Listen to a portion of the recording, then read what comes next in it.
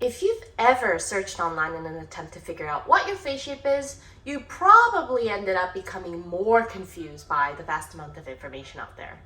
Because there's just so many things we're being told to consider all at once, like the shape of your hairline, your bone structure, the distance between your cheekbones, the length of your face. It's confusing!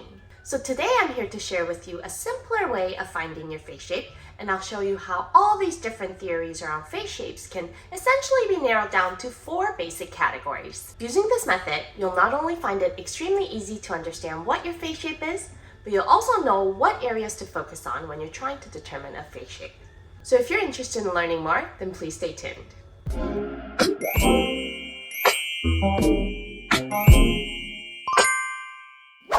Okay, so the easiest way to determine a face shape is to only focus on examining the outline of the face for the time being.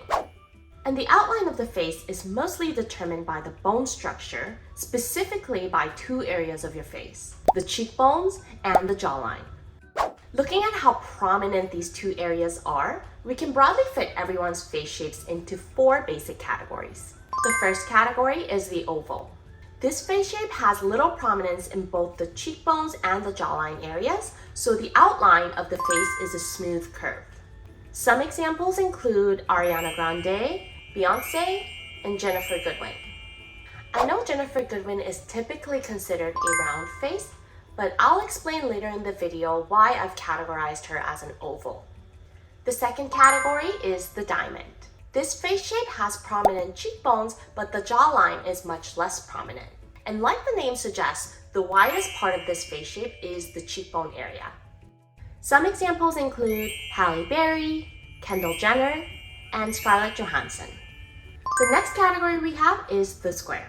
Opposite to the diamond, this face shape has less prominent cheekbone area, but has a strong jawline. Examples include Minnie Driver, Jennifer Aniston, and Gwyneth Paltrow.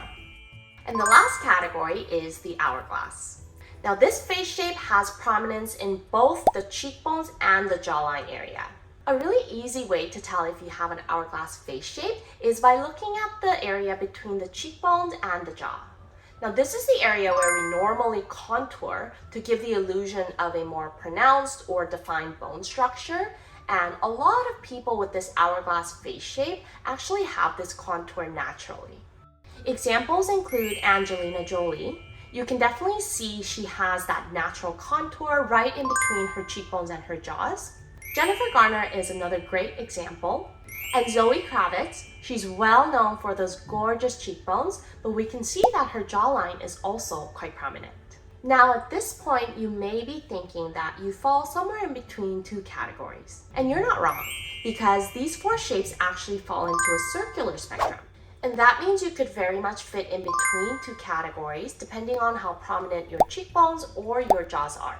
Everyone's bone structure and facial outlines are unique, so most people actually fall somewhere in between 2 categories, but for the purpose of broader categorization, whichever shape you fall the most closely to would be considered your face shape. I can also tell you that if you have some level of prominence in both your cheekbones and your jawline area, then you most likely fall somewhere between the diamond and the hourglass. Many people that are typically categorized as a heart shape would also fall somewhere in between these 2 categories. Now, once you've determined which of the 4 shapes you fit into, the next step is to consider the length of your face. For example, I mentioned Jennifer Goodwin as an example of an oval face because the categorization was solely based on the outline of her face. And the outline of her face is smooth, with little prominence in both the cheekbones and the jawline area.